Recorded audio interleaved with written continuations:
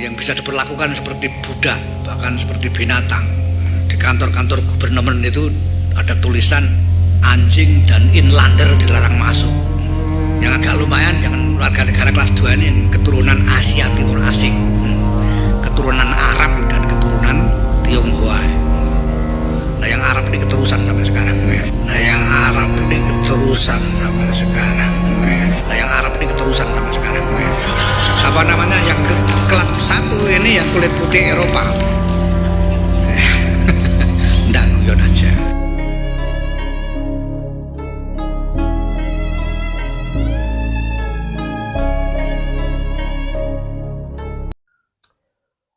Assalamualaikum warahmatullahi wabarakatuh, saudara-saudaraku sebangsa setanah air yang kami cintai, yang kami banggakan, yang kami muliakan.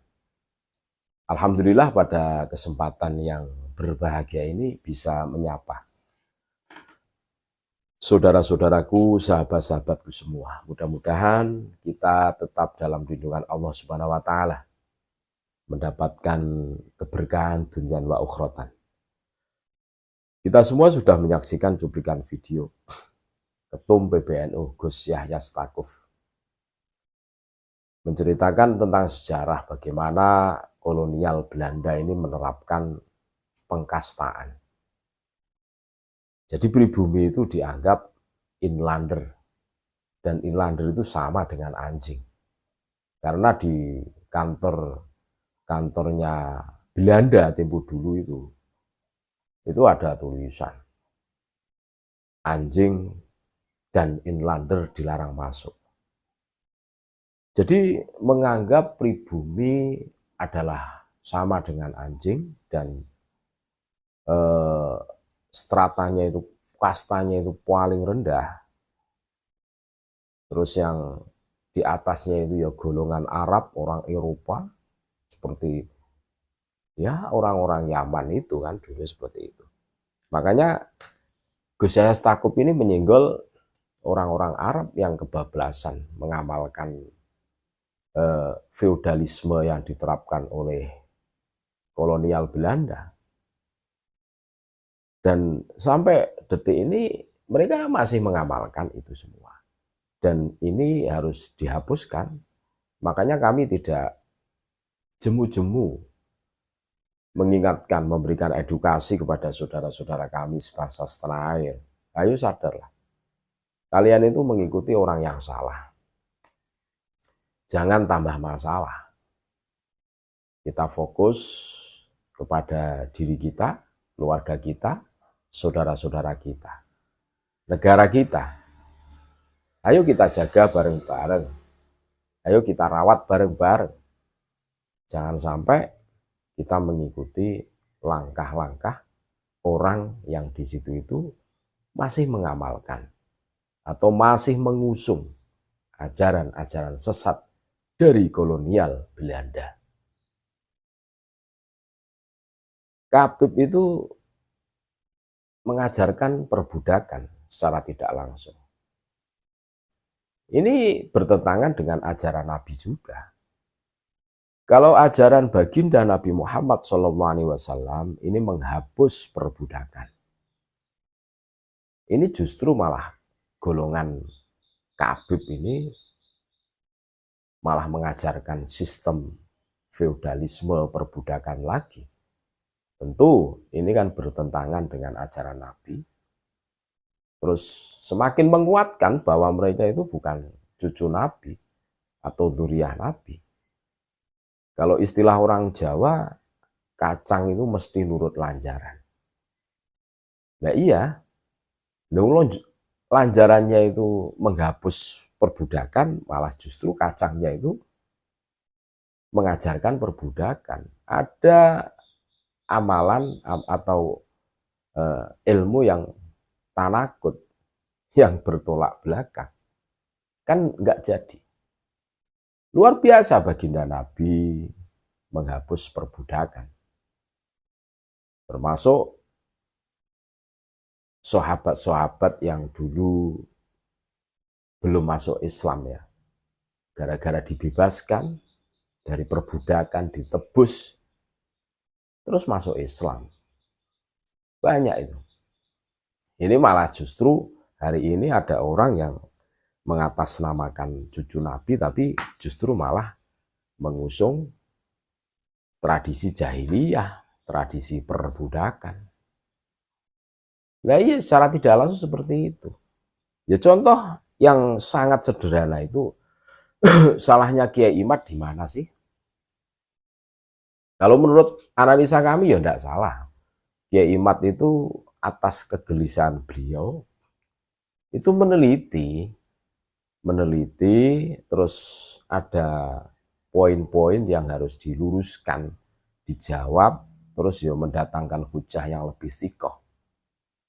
Mereka malah justru mencaci maki, mengatakan Kiai Imad al-Kaburi, terus tesis iblis. Ini kan salah satu pola pikirnya orang-orang yang takut kehilangan jabatan. Salah satunya tandanya seperti itu. Coba kalau mereka itu tidak mempunyai niat atau keinginan menjadi juragan atau bendoro atau majikan di NKRI, tentu enjoy saja. Ya memang ada Habib yang ngomong, oh saya nggak ngurus itu. Itu kan mulutnya saja toh. Hatinya padahal ya wah ini bahaya ini kalau diterus-teruskan tesis Kiai Imad ini. Ini bisa mengganggu kekuasaan ini. Ini bisa menyadarkan para mukibin ini. Pasti mengarah situ. Makanya kalau kita cermati mereka itu ya bisanya itu cuma bikin framing, narasi, mencaci maki, mentok-mentoknya persekusi. Kan begitu tuh. Dan ini seharusnya menjadi iktibar toh, pelajaran buat kita semua. Dan semakin menguatkan mereka itu bukan cucu Nabi. Perilakunya itu jauh dari perilaku Nabi. Kalau baginda Nabi ini mengajarkan menghapus perbudakan, sistem perbudakan, justru malah mereka itu menghidupkan kembali perbudakan seperti tradisi jahiliyah. Tradisi yang dirubah oleh baginda Nabi. Ini kan kelihatan dari gaya-gaya mereka, kan gitu. Cara-cara mereka ngomong. Siapa yang berani nyenggol Habib? Tidak ada dulu sebelum adanya tesis. Termasuk kami juga tidak berani. Wah, takut kualat. Kualat kepalanya di bawah kan berabe tuh, cilaka ini. Dulu sebelum adanya tesis. Dan kami bersyukur, sangat bersyukur dan berterima kasih kepada Kiai Imaduddin Usman Al-Bantani. Ya dengan adanya tesis beliau itu sebagai makdiroh kami untuk menyuarakan bahwa Habib itu double semua kan gitu. Kan begitu loh. Jadi seumpama besok itu ditanya malaikat, oh kamu kok berani dengan Habib? Nah, lalu double kabeh kan itu. Enggak jelas semua. Baginda Nabi mengajarkan menghapus perbudakan lah, marah mereka justru menghidupkan perbudakan lagi, mengajarkan perbudakan lagi. Lalu terus gimana? Terus saya mengikuti siapa? Enak loh, enak. Baginda Nabi itu orangnya santuy, tidak mengajarkan persekusi. Nah ini mengajarkan sesuatu yang bertolak belakang dengan ajaran Nabi, dan tentu wah tidak jelas ini harus dilawan gitu loh. Kalau dibiarkan ya kasihan saudara-saudara kami yang awam, ini akan ya terpengaruh lah, dan ini masalah gitu. Jadi ketum PBNU Gus Yahya Stakuf ini ya nyenggol-nyenggol tipis lah. Gitu. Terima kasih. Tetap NKRI harga mati, Nusantara milik kita. Assalamualaikum warahmatullahi wabarakatuh.